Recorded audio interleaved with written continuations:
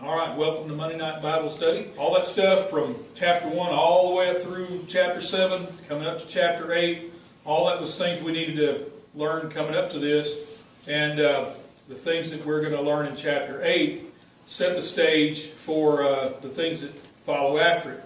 And the things that follow after it build on what is established here in chapter 8. So these are some important things that we need to know. And as we're going through these things, there are going to be some kind of sideline issues that we'll look at that may not be directly related to our sonship education, but there are things that build our biblical understanding. And regardless of what particular issue, book of the Bible, study series that we do in this Bible study, kind of our overall guiding principle is learning and exercising in the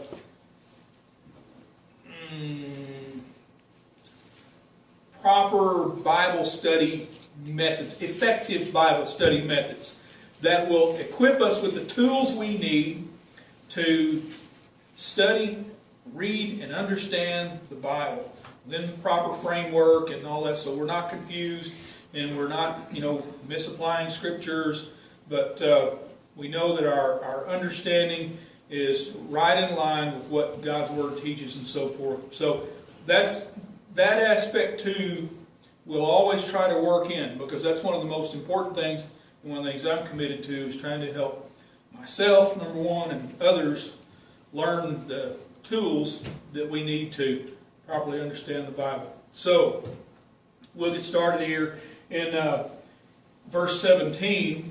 If anybody happened to watch Les Feldick this morning, it's kind of odd. He was talking about some of the same verses that we're going to be talking about tonight. So, just kind of an interesting thing there.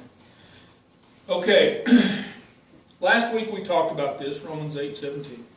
And if children, then heirs, heirs of God, and joint heirs with Christ, if so be that we suffer with Him, that we may be also glorified together, with Him. We know Christ is glorified already. We have the promise that one day we will be glorified. This is going to be the main subject that we're going to begin to talk about tonight. And we're going to talk about our glorified state, our glorified body, kind of the purpose of that, some of the things that we can expect in that, and some of the reasons why God is going to give us a glorified body.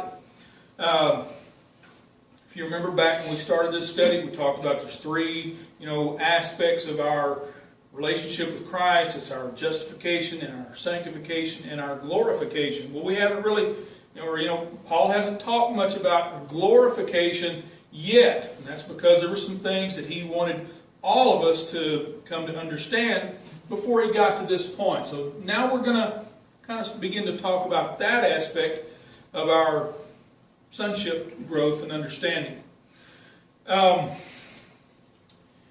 Now, verse 18 is extremely important to understand because it sets a very important context for the rest of the chapter 8. This verse is, "For I reckon that the sufferings of this present time are not worthy to be compared with the glory which shall be revealed in us." Let me get my fancy pointer over here. Since I forgot the rest of my stuff, I've at least got my pointer. But now, Paul using the word reckon, that just doesn't mean that he's from the South. I mean, he said, add it up. He said, if you add all this up, you figure it out, reckon it all out, then the conclusion that we're going to come up with, since joint heirs with Christ, if so be we suffer with him, that we may be also glorified together. He says, for I've added this up, and we'll come to the conclusion that the sufferings of this present time, regardless of what they are, and we could, and we've talked about this before, here in America, we don't suffer for Christ. We don't have to. I'm glad we don't, because there should be at least one place in the world where, Christians don't, or nobody has to suffer because of their religious belief. We may not agree with other people's religious belief, but they have the right to believe what they want to believe. Most of the places in the world, you don't have that right. So anyway, but regardless of what the sufferings of this present time, the things that are going to be revealed in us, the glory which will be revealed in us, are going to be of such a state that, apparently, regardless of what sufferings we may go through for Christ, it's like they're going to be nothing in compared to the eternal glory that will be revealed in us. Now, I think it's interesting, too, that Paul uses this term where he says, which shall be revealed in us. Okay, if the things about our glorification are going to be revealed, then that tells us that they're not revealed right now. That there are some things, as we know, we've seen all the way, through our study, Paul makes it clear that the mystery of the gospel of Christ was a mystery. Nobody knew anything about that until God revealed it to Paul. When Jesus himself called Paul out on the Damascus road, and he told him what he was going to do. So, I've got something for you to do, and you're going to suffer for me, and I'm going to send you to the Gentiles. And then he went out in the desert for about 3 years, and the Lord himself instructed Paul in the things about the mystery of the gospel and the gospel of grace, and the mysteries of God's working with the Gentiles, and how he's operating in the body of Christ today, unlike the way that he operated with Israel in times past.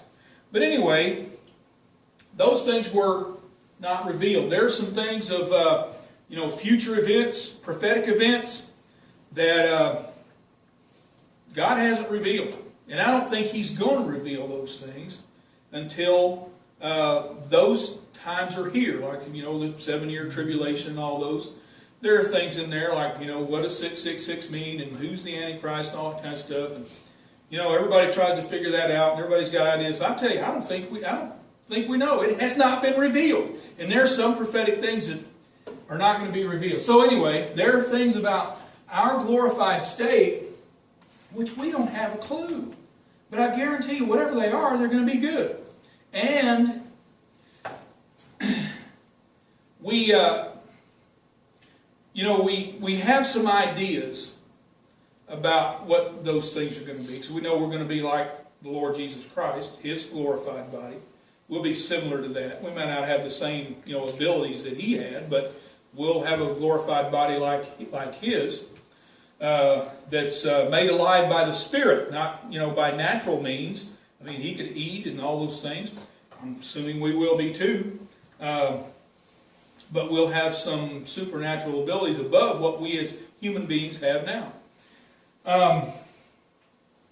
But the sufferings of this present time. Now, there's some different thoughts on that.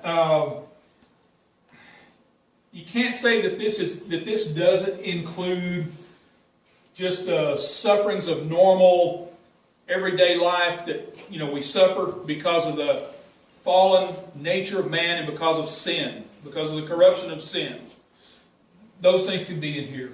But I think more specifically, he's talking about sufferings for Christ. And the reason I believe that this specifically is what he's talking about is because that's what he goes on to talk about later on in the chapter. We'll see. But here's the thing. We want to keep this in our minds. And I should have probably, well, if I had my markers, I would have written it on the board, because for the rest of this chapter, this verse we want to keep in mind, because we're going to refer back to this, and it will help us understand some of the things that are coming up. And some of the things later in this chapter that are I don't want to say the source of, but they're grounds for tremendous misunderstanding and misapplication of Scripture.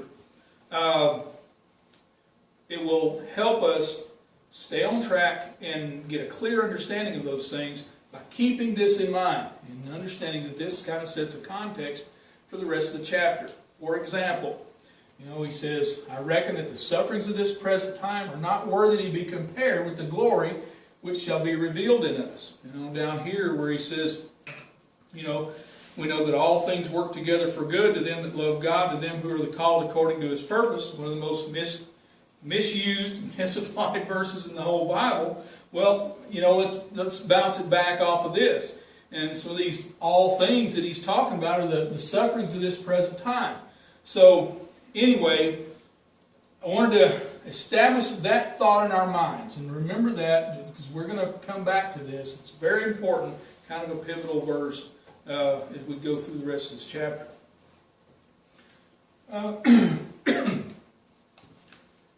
Now, verse 19, he says, for the earnest expectation of the creature waiteth for the manifestation of the sons of God. Now, have any of you, and I'm asking this because up until, I don't know, maybe 3 years ago, I had never heard, that I can remember, never heard anybody explain what that means. Have any of you ever heard any explanation of that? This is one of those verses that we just read right past, and we kind of think we know what it means on the surface, but we're not real sure, so we just read right past it. What is the creature? What does that mean? Does it have a significant meaning? Why is it important for us to come in here and spend the time that we're going to spend and look at the scriptures that we're going to look at to come to understand what that means? It's very important that we understand that, because to know what the creature is and the usage of the word instead of creation. Why does it say creation there? Is it just some kind of fluky thing of the King James? No. Because on down here in, I can't find it right off, in one of our upcoming verses, it uses the word creation. So there's some different word usage here that the King James uses. We're at 22. The whole creation groaneth and travaileth and paineth together until now. So the earnest expectation of the creature waiteth for the manifestation of the sons of God. All right, from back in verse 14, who are the sons of God? Those that are led by the Spirit of God, they are the sons of God. Nobody else can claim to be, sons of God. Those that are, educated in the Word, have come to understand these things, have cried out, Abba, have that relationship with God, led of His Spirit, following the Spirit, not the flesh, and so forth.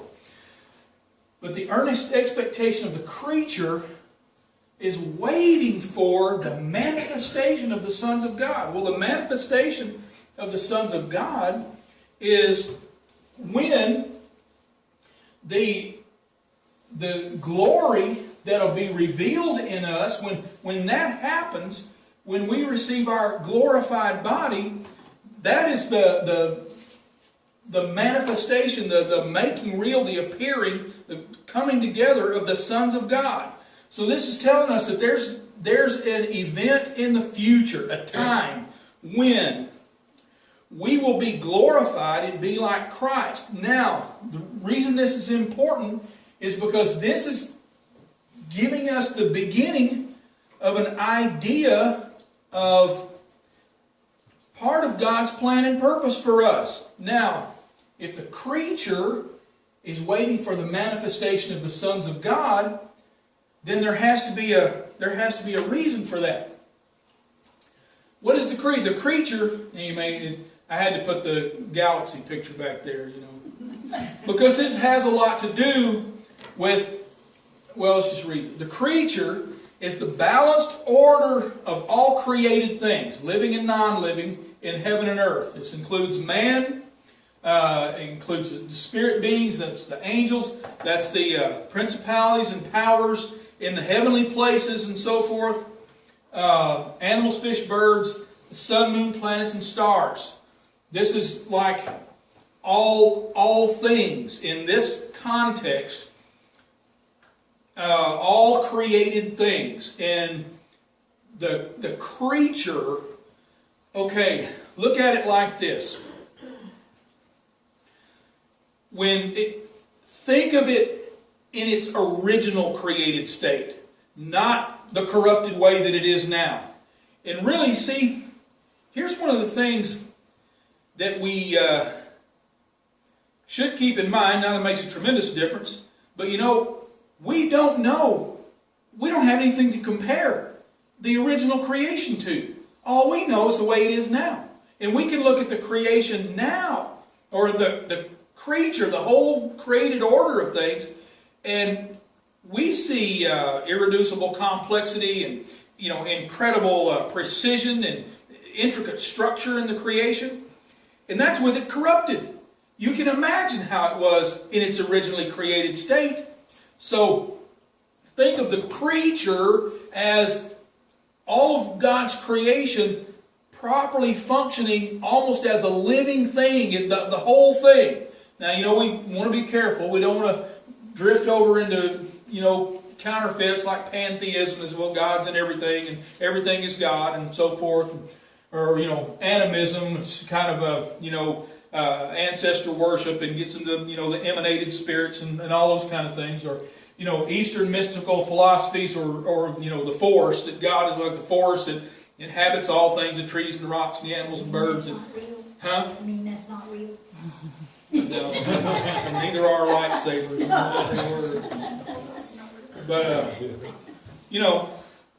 But see, here's what we have to remember. Out of all these things, like the Force from Star Wars, that sounds real good. There's this Force, it's in everything, and it inhabits everything, it surrounds us, and it leads us, and all these things. You can float spaceships out of the swamp with it, and all this kind of stuff. All that in the like Eastern mystical philosophies and all those kind of things, those are all counterfeits of God's original plan of what He was going to do. And remember, there's a tremendous amount of things that we don't know about the angels and the principalities and the powers in the heavenly places and all that. We know some of them fell with Satan. We don't know that all of them did. I'm kind of thinking not all of them did. Apparently, that's the case. If you remember in Revelation where it talks about the 24 elders around the throne and casting their crowns, those apparently very well could be some of those principalities and powers. So there's a lot of that we just don't know. We're not given those details about. And the Mormons claim they know, but they made it all up. So, but in God's original created order, it had a function and a purpose. It was going somewhere. It would, produce what God wanted to in His original plan. It became corrupted. So, in God's just unfathomable wisdom, here's what He decided to do, or if He had this plan from the beginning. Regardless, now we know that what He has in mind for us in the body of Christ is that we become educated in these things we're learning, because in our glorified state, we're not just going to be floating around in a cloud plinking on a harp or, wandering around heaven somewhere with nothing to do. I mean, that'd be kind of miserable. You know, like somebody, all I'm going to do is sit around playing on a harp. Well, no thanks. We're going to have a lot to do. You know, God created people to be productive, to think, to be creative. And I don't think we're going to lose all. I think the creativity and the drive we have to produce and achieve and sense of accomplishment and all that, I think we're going to keep all that. But in our glorified state, it'll be perfected. And imagine being in a state where the things you do actually turn out like they're supposed to all the time, you know. But that kind of gives us an idea of the creature, and this includes not just the things on the earth, but this includes things out in the heavenly places. More specifically for us, because we know that Paul says our place is in the heavenly places, you know. We're already, seated with Christ in the heavenly places, and so on like that. Anyway, we're not going to turn there, but you could go to Psalm 148 and read that. It's really good. It goes along with this thought we're looking at. Now, he says for the creature, God's balanced, created order of created things, the creature was made subject to vanity, emptiness, nothingness, non-productivity, almost death because of sin. Not willingly. So this indicates to us that there are aspects of beings in God's created order that did not go along with the corrupting plans, rebellion, downfall caused by man, Satan, and man, and so forth. The creature was made subject to vanity, not willingly, but by reason of him who has subjected the same in hope. Now, this indicates that Adam's sin caused the corruption of the entire created order. So then what happened? What happened next? Well, all right, before I go to that, let's remember this. Okay, if our place, which is in the heavenly places, and since the creature was made subject to vanity, that means it became non-productive, maybe chaotic, corrupted. Okay, and if the creature is waiting for the manifestation of the sons of God, then it stands to reason that part of what we're going to have as our job is restoring order to the creature, the heavenly part of the God's created order. A lot of people wonder, well, is there life on other planets somewhere out there? So any kind of life, some kind of life. A lot of people have a hard time believing that the earth is the only inhabited planet in all of the whole universe. Well, we don't know. There's nothing in the Bible to indicate that there's any life anywhere outside of the earth. And it's possible because, God's plan and purpose. There may not be any other inhabited planets. But, there could be. Who knows? Maybe part of our job in the creature, restoring all that, will be to interact with some, living things out there. Who knows? We'll find out one way or another.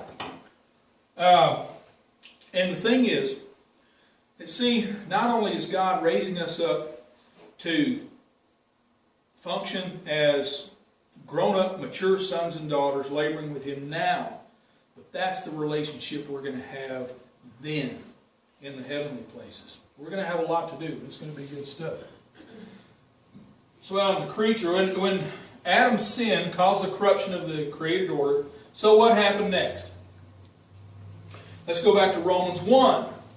And this will also clue us in to identify the creature and get an idea of there. You may remember this back in Romans 1:18. For the wrath of God is revealed from heaven against all ungodliness and unrighteousness of men, and who hold the truth in unrighteousness, because that which may be known of God is manifest in them, for God has showed it unto them.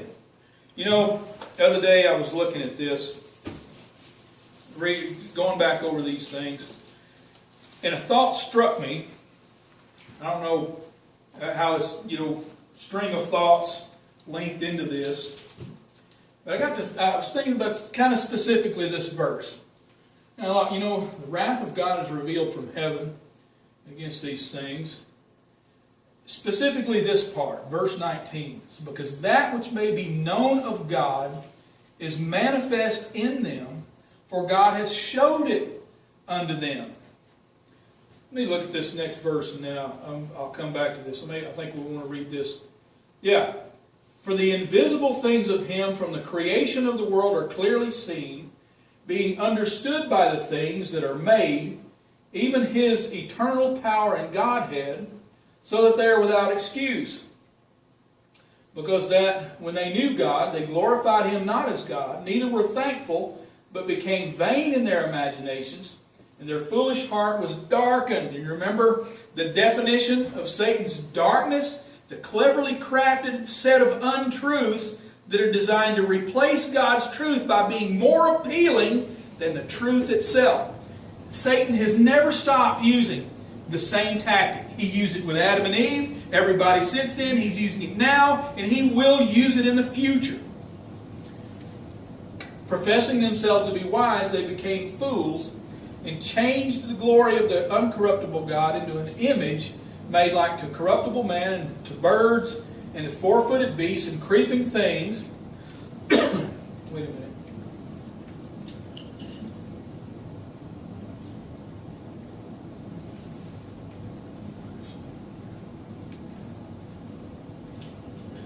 I think I may have left a verse out I needed there. Let's see. Yep, I sure did. Anyway, yeah, I left out the one verse that I needed in here. It should be verse 24. It says, and worship and serve the creature more than the Creator. I think it's verse 25. It says, and worship and serve the creature more than the Creator. So anyway, that here where it gives this list, corruptible man and birds and four-footed beasts and creeping things, and it says, and worship and serve the creature more than the Creator. That creature there specifically, we're going to look at this, is talking about the celestial bodies in the heavenly places. All right.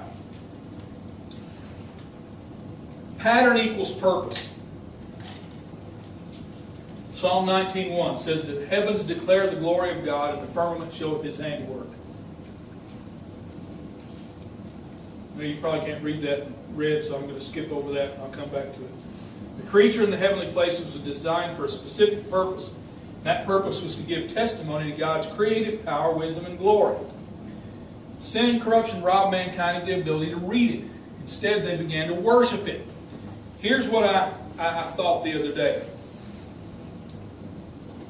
Thinking about the patterns and movement in the stars. How, especially for us, you can see the North Star. It is kind of like a pivot point. And if you stand outside at night and you just watch the sky, it rolls like it's going this way.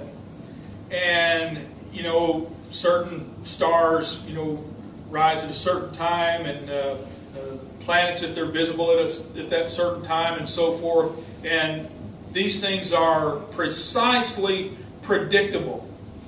And I got to thinking, you look up. You ever looked up in the sky at night, and you can see certain shapes. Now I never can pick out the constellations because looking up in the sky, they never look the same as they do in the books or the star charts. So I have a hard time picking them out. Orion's pretty easy. Scorpio's not too hard. The rest of them I don't do too good with. But there are certain shapes and patterns there. And I thought, and this is a what if. There's nothing in the Bible to, so I'm not saying this is a biblical truth or anything like that. This is just a big what if I'm throwing out there.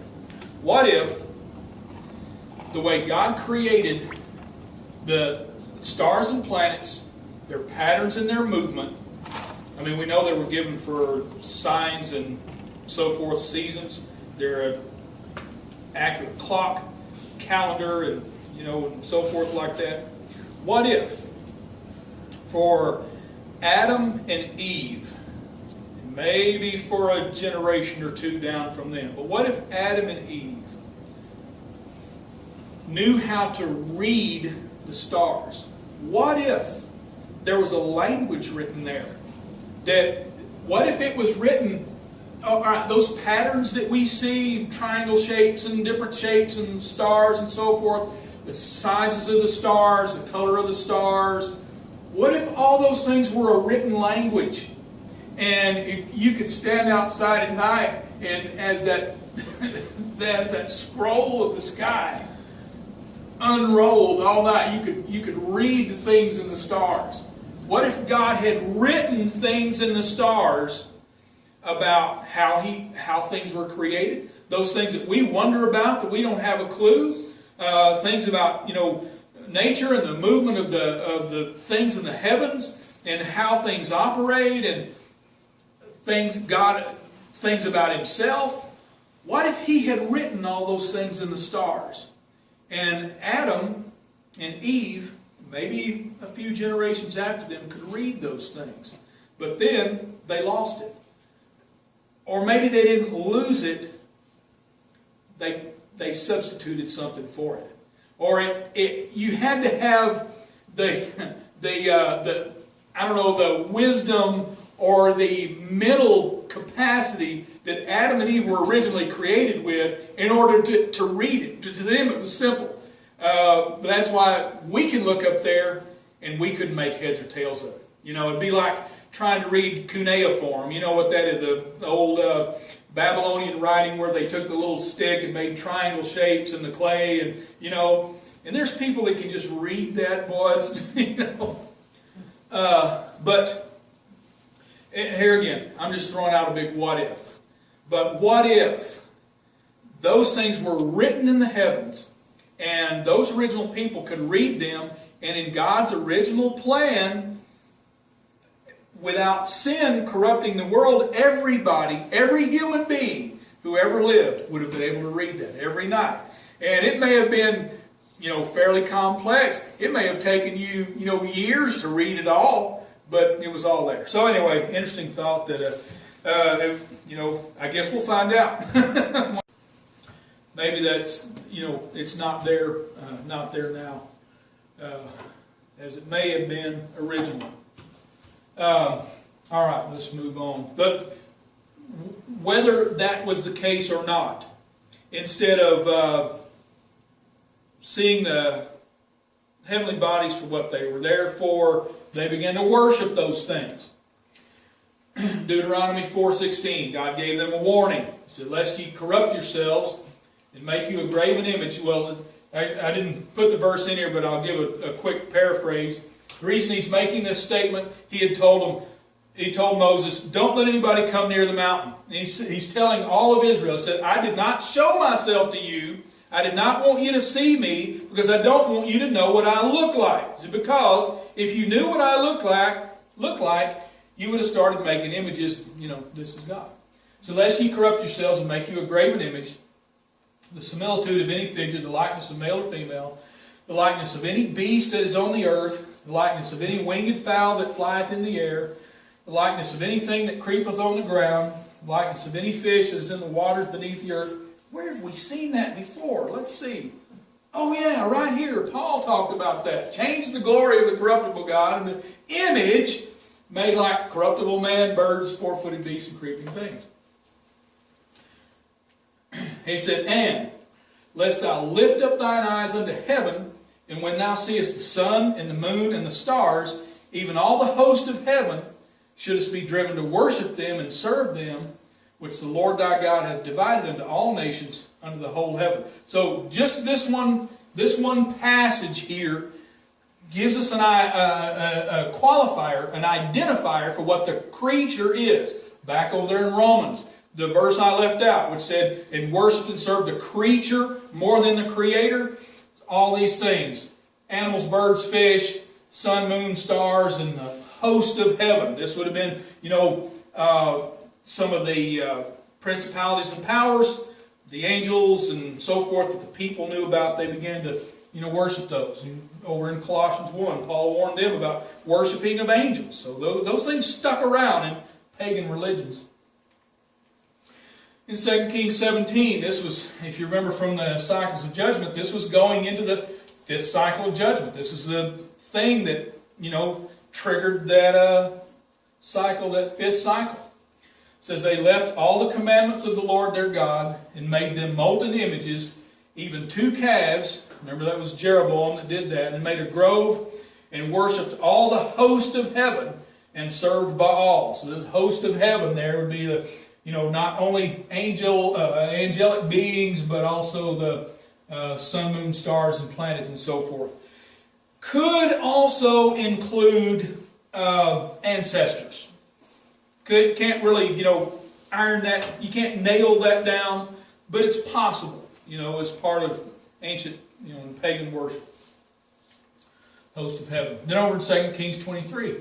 This is talking about Josiah, the last good king that Judah had. It says he put down the idolatrous priests whom the kings of Judah had ordained to burn incense in the high places of the cities of Judah, and in the places round about Jerusalem, them also that burned incense unto Baal, to the sun, and to the moon, and to the planets, and to all the host of heaven.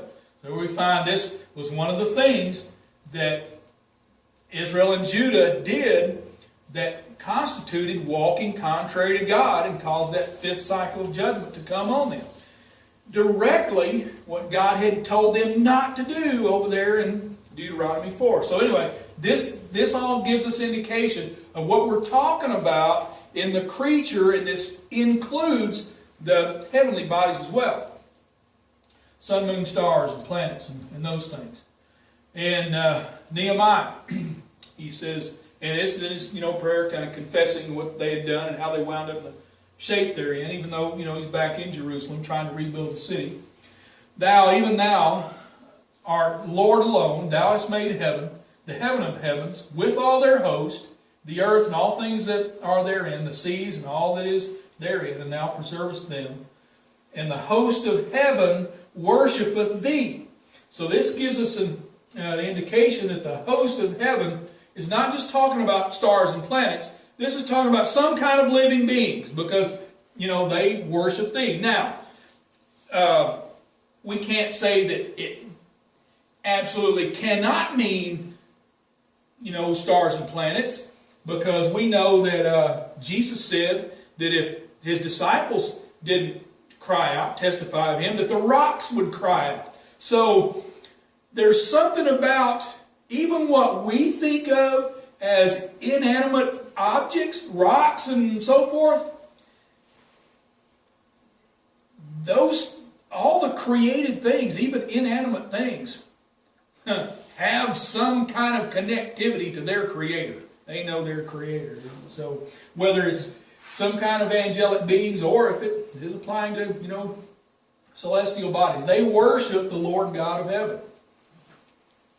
Now, look at a few examples from ancient times of the worship of the sun, moon, planets, and stars. This goes all the way back to those times we're talking about.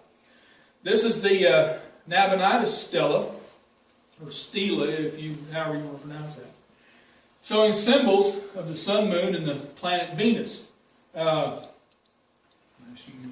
Pointer. This stela, if I've got my facts right, this was found at a place in Saudi Arabia that is a place where there's an oasis. You always hear about the desert oasis. This is one of those. Miles and miles of just burning desert wasteland. And some quirky geologic feature caused this oasis, spring, to be right there. And it's been there for thousands of years. And it's still there. And it's people, community all around. They got excavations going on around there. Well, one of the things they found was this Nabonidus stela. Nabonidus was a Babylonian king. He was there in like mid-6th century. I think just before, I'm thinking, Nabonidus was, well, anyway, before Nebuchadnezzar or after. Anyway, around about the mid-6th century. He spent a lot of time there. Well, this stela is there to him. And it shows the symbols of the moon, the crescent moon.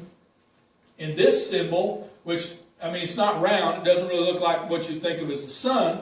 That symbol is like the winged, there's a circle, a disc right in the middle with wings on each side and tail feathers. We see that a lot of, Babylonian stuff. You also see that in Egypt. It's a common symbol you see in Egyptian art. It's like a sun disc with wings sticking out the side and tail feathers. It'll have sometimes snake heads and stuff like that. So that's what this is. And then this is a star shape, and that represents the planet Venus. Now this goes all the way back to the mid-6th century. There are Babylonian artifacts that go way back before this, and they have the same symbols. So these are common symbols from Babylon, Samaria, and so forth, all the way back to, in fact, some of the oldest artifacts they find in that area have these symbols on it: the sun, the moon, the sun, and Venus, planet Venus. This is Babylonian stela found at Ur, Ur of the Chaldees, Abraham's hometown. And you might recognize that symbol. Does that look familiar? Yeah, we've seen that. Crescent moon with a star in the middle of it. Now this could be a sun symbol. This stela has been heavily damaged, so it's a little bit hard to know exactly who it's talking about, who some of these characters are, although some of these Babylonian god figures are fairly easy to identify. But nevertheless, I just want to show this. This goes way back there to Babylon. You got the crescent moon and the star, or the sun symbol. That could be the sun, or it could be Venus.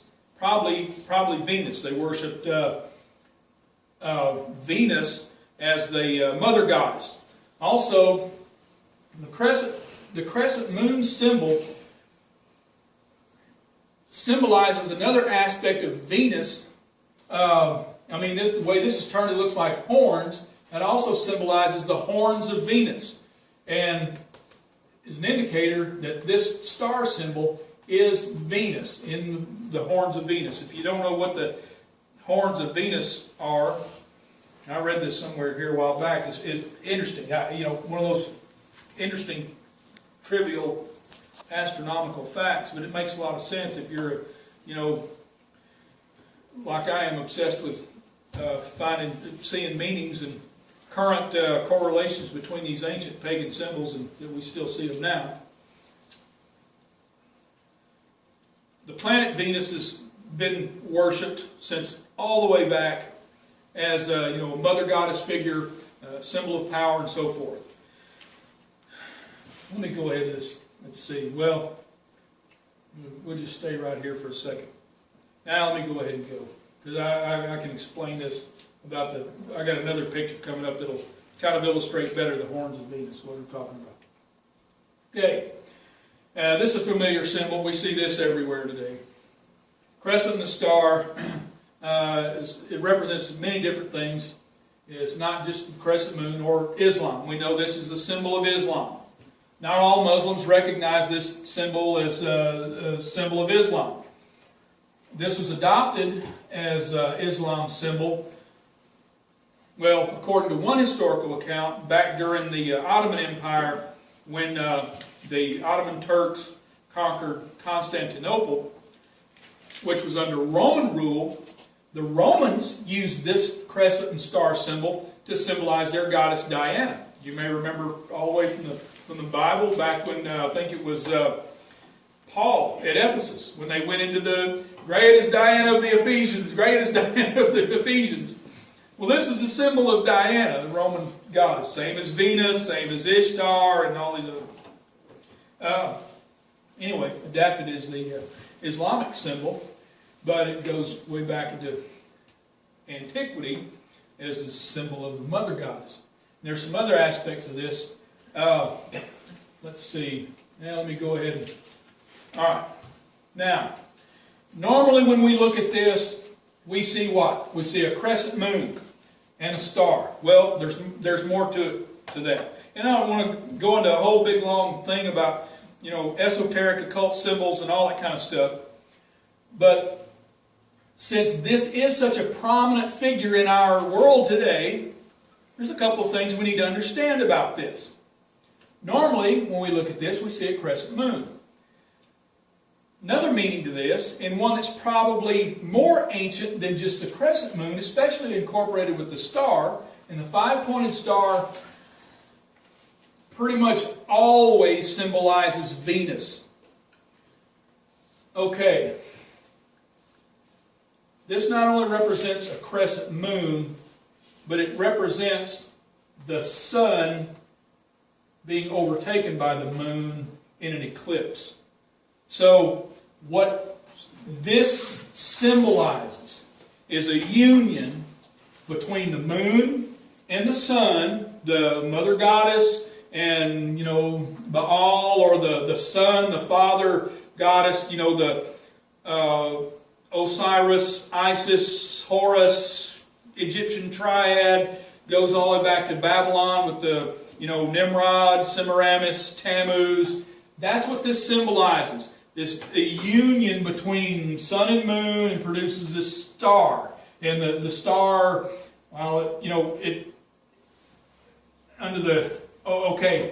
if this is seen as the crescent moon, which is a symbol of, women, fertility, and all fertility goddess stuff, this symbolizes Venus. If this is seen as the eclipse symbol, this symbolizes Tammuz, the sun god, Horus, and so forth like that. So anyway, it's like all those, occult symbols. There's a lot of different layers to all that stuff. So anyway, not going to go way off into all that, but just since this is a prominent figure in our world today, it's an interesting trivial fact that you can amaze your friends with. All right, now, crescent moon symbolizes Mother Goddess, Diana, Ishtar, Eostri, which is kind of the Celtic, Mother Goddess figure, and Venus. And we could go into the whole, Easter symbolism with some of these, Ishtar and Eostri and stuff. Maybe we'll do that, around Easter. But anyway, crescent moon and star, always used in, witchcraft stuff. You may recognize that if you've ever had any, contact with Eastern Star or Freemasonry type stuff. And here again, I don't want to go into a whole big deal about Freemasonry and all that. But there are some things years and years ago that really bothered me, when I started to read and see these symbols like this right here. And I really didn't know anything about occult symbolism and all that. And I looked at it and said, there's something that's not right about that, So anyway, common uses we see in our culture and so forth of these symbols. But anyway, that's what they mean. That's, what their origins are. Now, here is some Egyptian artwork of the Egyptian goddess Isis. And you'll notice, and this is extremely common in Egyptian art, you'll see some figure. It might be Isis, it might be a bull, or it might be some other Egyptian god or goddess or whatever. And they've got this thing on top of their heads. It's like two horns with this big disc in the middle. Now, here again, different meanings. The disc may represent the sun, because they're God, sun god Ra, and the horns may represent power, or the bull, which basically was Baal. But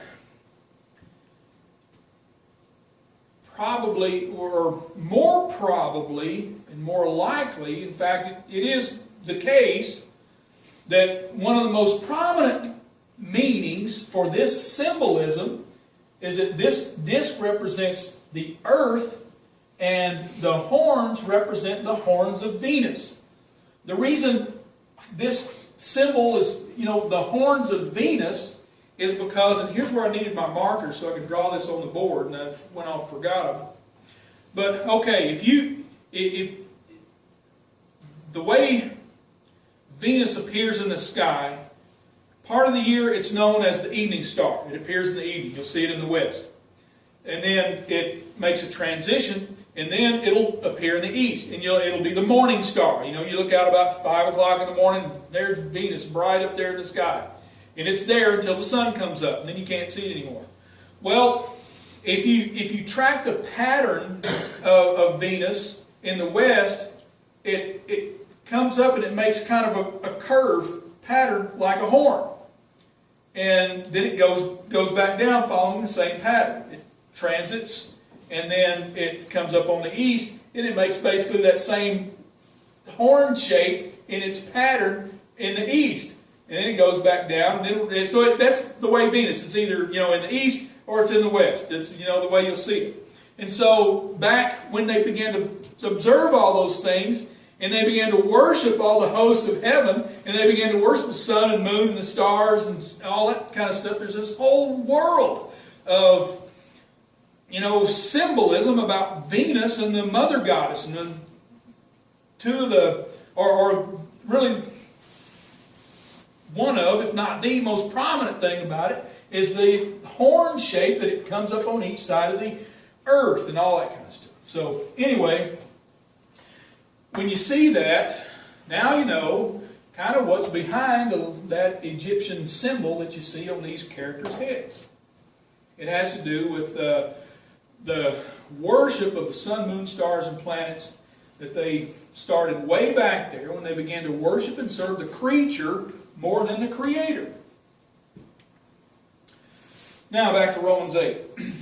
I'm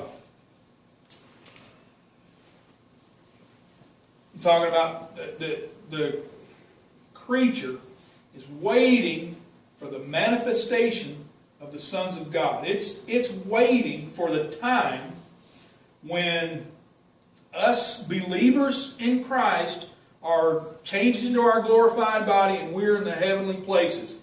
Because the creature apparently knows more probably than we know. It knows that, somehow or other, it knows God's plan and purpose that He's going to send a group of glorified beings to restore the heavenly places. We have to remember that those,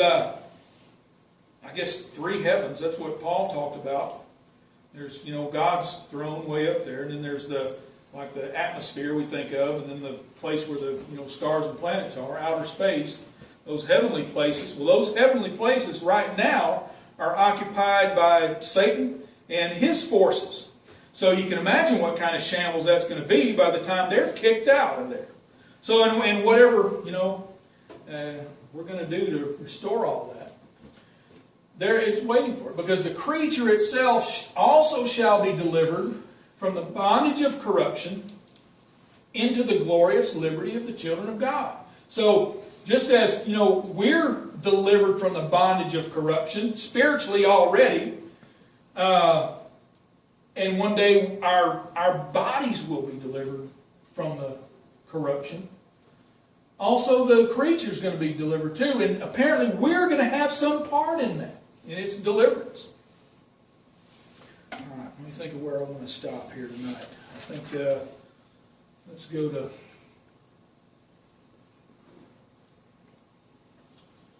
Let's go ahead and read this.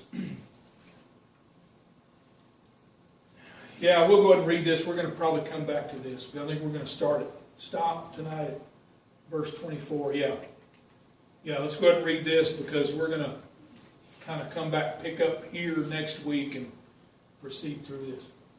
For we know that the whole creation, so here we change words here, so there's a little bit different usage there, and talking of God's creative act and so forth. The whole creation groaneth and travaileth in pain together until now. And not only they, but ourselves also, which have the first fruits of the Spirit, even we ourselves groan within ourselves, waiting for the adoption, to wit, or that is, the redemption of our body. This Les Feldick was talking about this morning. And he was kind of pretty much right on. Sometimes I get yelling at Les Feldick, you gotta know better than that. But he's pretty good. Most stuff he's down pretty good. But waiting for the adoption, to wit, the redemption of our body. So just as, spiritually, we receive that adoption as sons, where we're, educated and we're taken up to that level of responsibility, laboring with our Father. Well, there's also an adoption for our body when it's redeemed, and thank God that there's a plan to redeem our bodies. We're not going to have to live in these things forever, We know they wear out, they break down, they, all that kind of stuff. They dysfunction and all that. So thank God we're not going to have to stay in them forever. But just as our spirits are redeemed, and we receive that, spirit of adoption as sons, our bodies will receive an adoption as well. For we're saved by hope. But hope that is seen is not hope. For what a man seeth, why doth he yet hope for? But if we hope for that we see not, then do we with patience wait for it. So, like I said, we're going to come back to this, pick up here next week as we proceed on through. So I'm not going to go way into this tonight, but basically, we have a hope. Just like the preacher that's waiting for the manifestation of the sons of God first to come in, when that is restored to its proper function and purpose, we also have as our hope that we're saved. And this is not just our justification salvation, but our physical deliverance. And we have a hope of being physically delivered from these corrupted bodies into glorified bodies, and so on. And it's hope because we don't see it. None of us have ever seen a glorified body. And, we won't until we're all glorified together. Until the resurrection, or we're changed if we live till the Lord returns, and so forth. But anyway, we have that hope, and that's what we wait for. And not just that, but the encouragement that God has a plan and purpose and a vocation for us in the heavenly places that is it's going to be great, whatever it is. And so, anyway, as we go on, we'll talk a little bit more about that. That's kind of some of the basics about that. And what the creature is, when you see that in there, what it means, and so forth. So, all right, anybody got any additions or questions or comments or anything? Additions to any of that? You were talking about the stars and the constellations, and maybe it was up there for them to read. And yeah. Do you think that, I'm not saying that's not the case, but should there be more true indication we can read it here in the Bible that would bring more truth? Not that it's not true, but just bring it more, it'd be more enlightening to us, I guess. Well, I thought about that. I thought, well, maybe in God's original plan, nothing like this would have ever had to have been written down. Maybe this is like Plan B. That in God's original creation and His plan and purpose, that, it was written in the stars. You could read it. That everything was, I get the sense that people didn't stumble into rebellion against God. We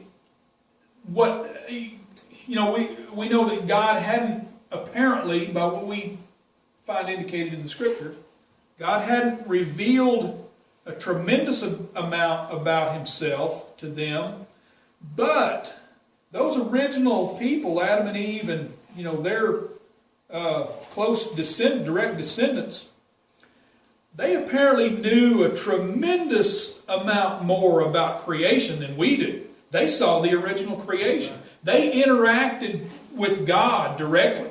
They saw the Garden of Eden and all those kind of things. So I get the sense that what made their rebellion against God so bad was that they weren't in the dark about anything.